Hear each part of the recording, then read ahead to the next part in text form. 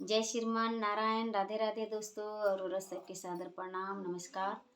और रउरा सबे कैसन बानी? उम्मीद बा कि अच्छा होखम, स्वस्थ होखम, मस्त होखम और अपना अपना परिवार में व्यस्त होखम। तो दोस्तों बहुत दुखद के बात सुनाए तो एकरा पर हम एक गीत बनैले बानी और जैसन लगे कमेंट बताइम जा। कुंभ मेला पर गीत बनैले बानी, वो भी हादसा वाला है, तो सुनी जा रउरा सबे।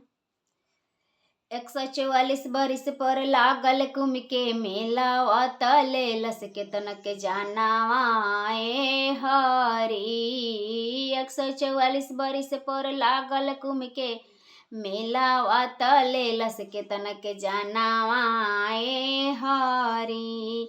बड़ा दिन पर लागल रहे इहो कुंभ के मेलावा, इहे सुनी गईले जनता रेला पर रेलावा।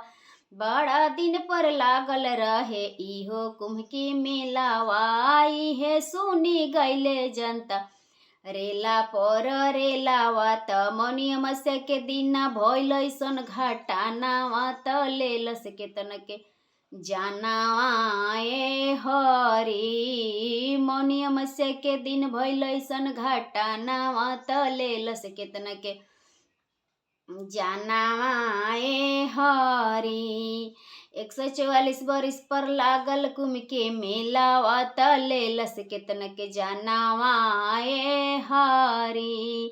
के ताना के गोड़ टूटल, के ताना के हाथवा, के ताना के गोड़ टूटल, के ताना के हाथवा। त के ताना के छूटले परानावा, त जाता गिन के लासवा ए हरी। के ताना के छूटले परानावा, त जाता गिन के लासवा ए हरी। बूढ़वो जे गईले जवन को जे गईले, बूढ़वो जे गईले जवन को जे गईले। त छोटका बचवन के छुटले माई बापावा, त कुंभ के कारनावा ए हरी। छोटे बचवन के छुटले माई बापावा, त कुंभ के कारनावा ए हरी। 144 बरिस पर लागल कुंभ के मेलावा, तले लस के तनके जानावा ए हरी। तो दोस्तों ये मेरा गीत कैसा लगा आप लोग जरूर कमेंट बताएं। जय श्री नारायण। राधे राधे।